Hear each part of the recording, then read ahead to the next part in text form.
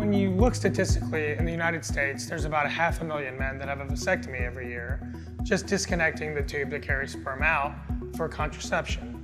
About 6% of those men are going to change their mind sometime in their lifetime, decide for whatever circumstance that they want to have more children and build their family again. Christy and I got married and I already had 2 kids. She was an incredible stepmother, but we decided that we wanted to start our family too. So we're very fortunate to have patients come from all over for robot-assisted vasectomy reversals here at St. David South Austin Medical Center. And we actually, as of now, have the second highest volume of cases that have been done here in the United States. So when we're talking about doing vasectomy reversals, they're technically challenging, very meticulous operations that take a very high level of training and a lot of practice to get very good at. And when we're talking about the hole that we're putting back together to have sperm run through to make that man fertile again, if you look at print on a textbook or a newspaper, that hole's about the size of the period at the end of a sentence.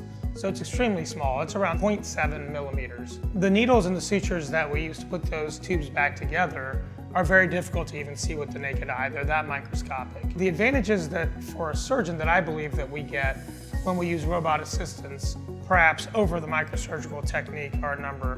One is, when you look at the visualization that we can get with that robotic platform, it's a very high definition 3D visualization, so the surgeon can see a beautiful image.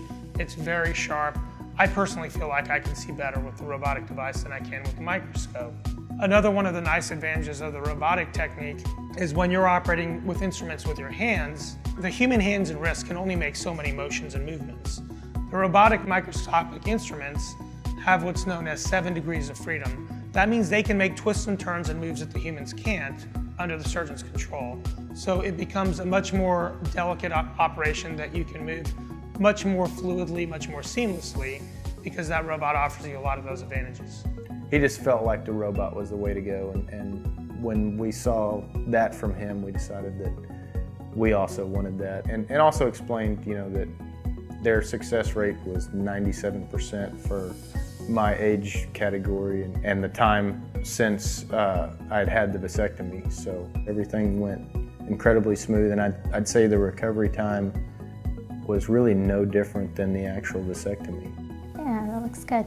We went and turned in the sample the first time 6 weeks later approximately. They said everything was good, and then scheduled another follow-up appointment 6 weeks out. Halfway to the second appointment, found out that Christy was pregnant, and we were able just to call and cancel the second appointment. We're so excited to grow our family, and my kids from my first marriage are incredibly excited too. They can't wait to have a little brother.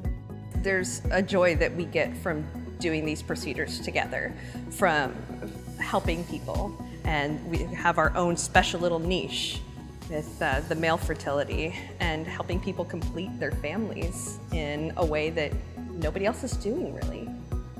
It feels good. So we're very fortunate to be able to build a center of excellence here for this operation. And by doing so, really the reputation has grown a lot, and we're getting patients from all over the country and even internationally that are coming here for this operation. And they know they're going to get a very good operation in an excellent environment where they're going to have very good care from the second they walk into the door to the second that they leave.